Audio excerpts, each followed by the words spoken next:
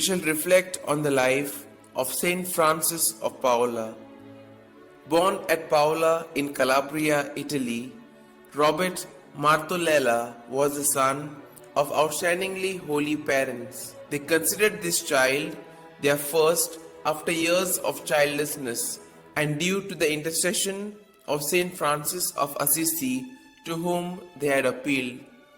And when the saint also obtained for them the healing of their young infant's eye, they vowed that he would don this little habit, that is, spend an entire year in a Franciscan monastery in accordance with medieval practice.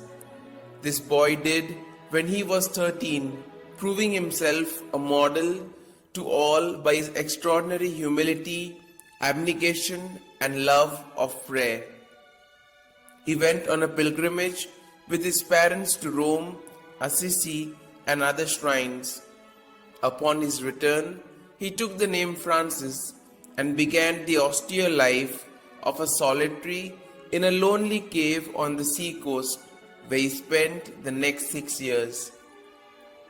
In the year 1435, he was joined there by 2 companions who wished to live as anchorites, and so a chapel and 3 cells were constructed, which formed the nucleus of the Order of the Hermits of St. Francis, later known as the Minims, the least in the house of God. The number of his religious rose at such a rate that in 1454 a large monastery and church had to be built to accommodate them. This was done with the enthusiastic cooperation and devotion of both common people and nobles, who personally carried the building materials to the site. Francis also obtained numerous miracles through his prayers and was known to have the gift of prophecy and that of reading consciences. His success in converting hardened sinners was matched by his ability to avert a plague by miraculous cures of physical diseases and the raising of several dead people to life. The Minims lived under a rule of great severity. It remained unwritten for the first 57 years of the order's existence, its keynote being charity, humility, and utter poverty.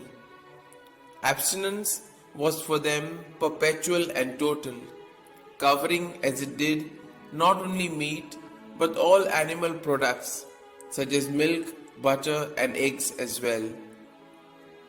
As the order grew with the foundation of other monasteries in southern Italy and Sicily, Francis also founded the second order for nuns and a third order for those who would continue to live in the world. Shortly after his death, his converts numbered over 400. The order's 5 provinces covering Italy, France, Germany, and Spain. Francis was also subject to a certain amount of persecution for not being a respecter of persons, as he was outspoken in reproving the King of Naples for his evil ways. Then, knowing his end was near, he spent the last 3 months of his life in complete solitude. Finally, on Palm Sunday in the year 1507, Francis took gravely ill. On Holy Thursday, he gathered his friars around him and encouraged them lovingly in their way of life, and died on Good Friday, aged 91. He was canonized by Pope Leo X on the 1st of May 1519, and on account of his numerous sea-related miracles was declared patron of seafarers by Pope Pius XII on the 27th of March 1943. His body was found to be still incorrupt when the Huguenots dragged it from the tomb in 1562 and in their ignorant malice burnt it.